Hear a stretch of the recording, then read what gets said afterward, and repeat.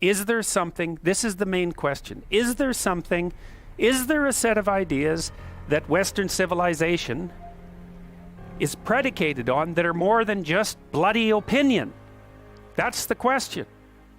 Because if there isn't, well then, what do you do about that? It's arbitrary. You're just holding it for no reason whatsoever.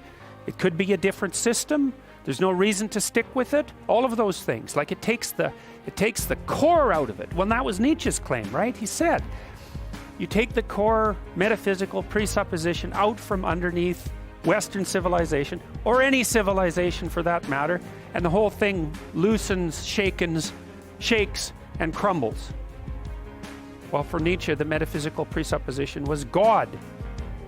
Well, and then the question, of course, well, what even does that mean? And on one hand, it means, I suppose, adherence to a dogmatic set of beliefs, but then you might ask yourself, well, is there something else that it means? It means at least the hypothesis of some transcendent value. It means at least that.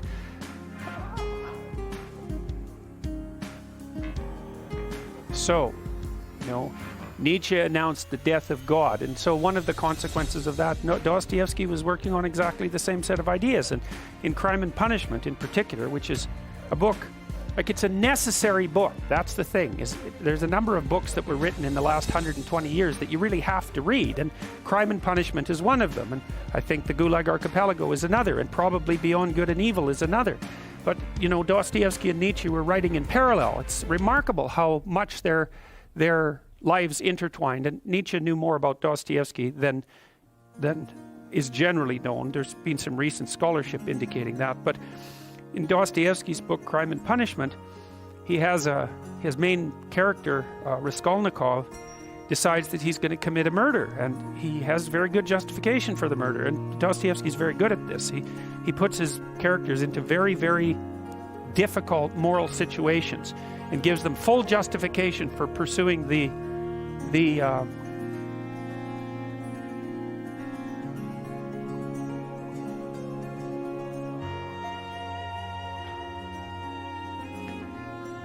pursuing the pathway that they're pursuing. And so Raskolnikov, he's broke and starving. He wants to go to law school. His sister's about to prostitute herself, roughly speaking, by marrying a guy that hates her, that she hates, and he has contempt for her, or at least acts in that manner.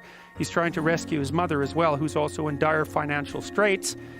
He goes to a pawnbroker to pawn his meager possessions so that he can continue to scrape by, and she has this niece, I believe it's her niece, that's not very bright. And so the rest of the book explores that. Well, Dostoevsky, I believe it was in Crime and Punishment, although he makes the same point in many of his books, he makes a very fundamental point, and this is the kind of point that I think that people who haven't investigated these matters down this particular literary and philosophical pathway never grapple with. Dostoevsky said straightforwardly, if there's no God, so if there's no higher value, let's say, if there's no transcendent value, then you can do whatever you want.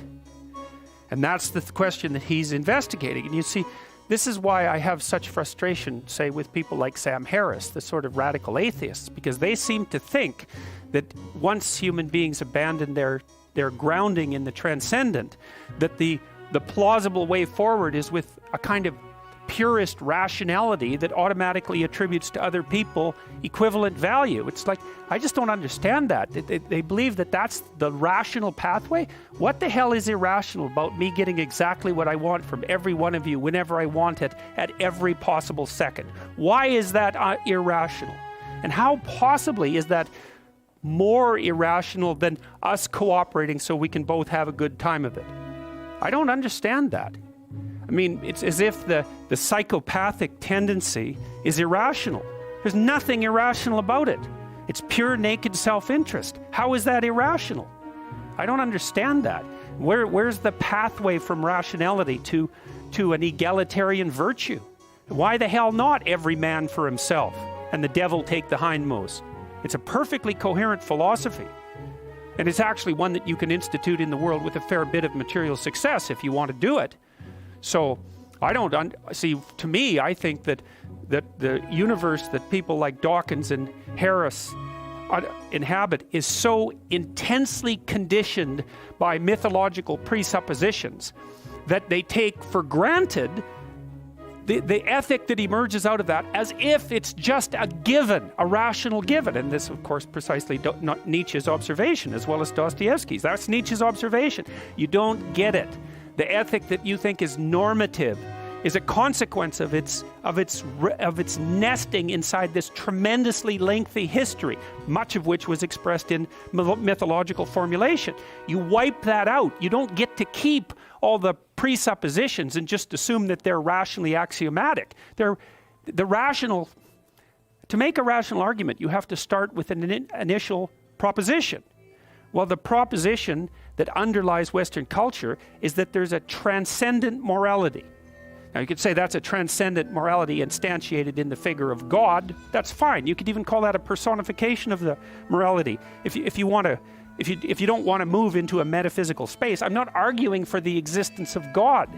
I'm arguing that the ethic that drives our culture is predicated on the idea of God, and that you can't just take that idea away and expect the thing to remain intact mid-air without any foundational support. Now, you don't have to buy that, but if you're interested in the idea, then you can read Nietzsche, because that's what he was trying to sort out. And it wasn't only Nietzsche who came to that conclusion. It was many people have come to that conclusion, but I think the two who outlined it most spectacularly were Nietzsche and Dostoevsky. And Nietzsche is an unbelievably influential philosopher. You know, I don't think there was anyone that was more influential during the entire course of the 20th century, excepting a very, very tiny handful of other people, excepting the scientists. We won't bother with their discussion. You could put Marx in that category. You could put Freud in that category partly. But after that, the list starts to get a lot thinner, you know, so maybe there's 10 people up in that level.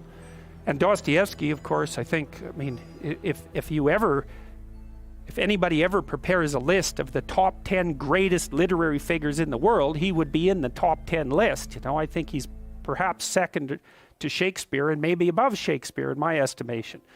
So these aren't trivial people we're talking about, and they weren't dealing with trivial issues.